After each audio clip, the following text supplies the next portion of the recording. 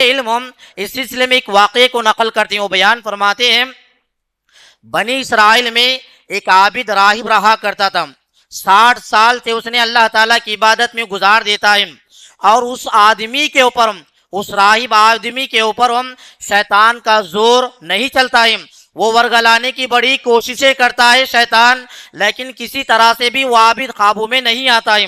جب وہ عابد قابو میں نہیں آتا ہے شیطان کے، تو ایسی صورت میں یہ شیطان کسی عورت کے یہاں چلا جاتا ہے، وہاں اس کے جسم میں حاوی ہوتا ہے۔ اب یہاں لوگوں کے درمیان میں یہ بات مشہور ہو جاتی ہے اس عورت کے اوپر جنات ستا رہے ہیں، اور یہ شیطان بھائیوں کے دلوں میں یہ وسوسہ ڈال دیتا ہے فلاں عابد کے یہاں تمہاری بہن کا علاج ممکن ہے، وہ عابد ہی تمہاری بہن کا علاج کرنے پر کر سکتا ہے۔ اتنی بات جب شیطان کے بھائیوں کے دلوں میں بات ڈال دیتا ہے، وہ بھائی اپنی بہن کو لے کر عابد کے یہاں تشریف لاتے ہیں۔ عابد کے یہاں تشریف لانے کے بعد وہ تمام حالات اس کے سامنے بیان فرما دیتے ہیں، پھر اس کے بعد وہ عابد علاج کرنے کے سلسلے میں دم کرنا شروع کر دیتا ہے۔ وہ عورت عابد کے یہاں رہنے لگ جاتی ہے۔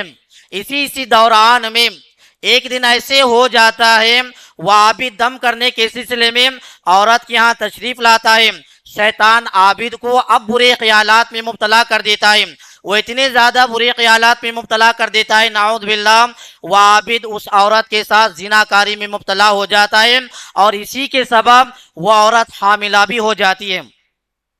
اب یہاں پر عابد کے لیے بڑی تعجب والی بات ہی، ایک تو زناکاری میں مبتلا ہو گیا، اب اس رسوائی سے بچنے کے لیے شیطان چھٹکارے کی ایک صورت بتا دیتا ہے، عابد کسی طرح سے بھی اس عورت کو مار ڈال، تیری عزت بچ جائے گی اور تو رسوا نہ ہو سکے گا۔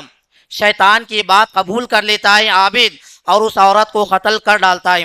اب یہ شیطان ایسے ہوتا ہے، بھائیوں کے یہاں جاتا ہے، ان کے دل میں وسوسہ ڈال دیتا ہے عابد نے تمہاری بہن کا قتل کر دیا ہے، اور وہ دوڑے دوڑے آنے کی کوشش کرتے ہیں۔ اس سے پہلے شیطان عابد کے پاس آتا ہے اور یہ کہتا ہے وہ لوگ تمہارے یہاں آ رہے ہیں۔ اب عابد گھبرا جاتا ہے، میری عزت بھی چلی جائے گی اور میری جان بھی چلی جائے گی۔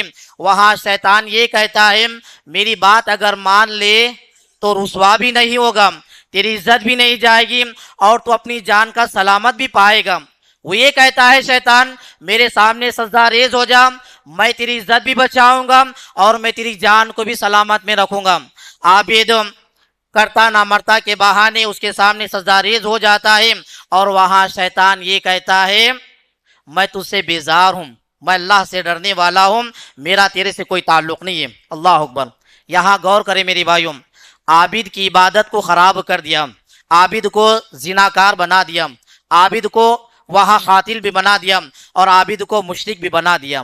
آج کتنے ایسے لوگ ہیں جنہیں شیطان عبادت کے معاملے میں آتا ہے اور انہیں گمراہ کرنے کی کوشش کرتا ہے۔ بڑی بڑی کتابوں کے مصنفین آج ہمارے سامنے نظر آتے ہیں، لیکن ایک وقت ان کے اوپر بھی ایسا آ گیا نعوذ باللہ وہ لوگ اسلام کے دشمن بن گئے، وہ صحابہ کی طعن و تشنیع کرنے والے بن گئے، وہ اللہ تعالیٰ کے متعلق ہی شکوے شکایتیں کرنے والے بن گئے۔ یہ کیوں کر ہوتا میرے بھائیوں؟ شیطان کی ہمیشہ سے چال رہی ہے وہ عبادت کرنے والے عابدین کو گمراہ کرنا، اس کی فطرت، اس کی چاہت ہے، اور وہ کوشش کرتا ہے کہ گمراہ کر دوں میں، یہ اس کی ایک چال ہوتی ہے۔ اگر ہم غور کریں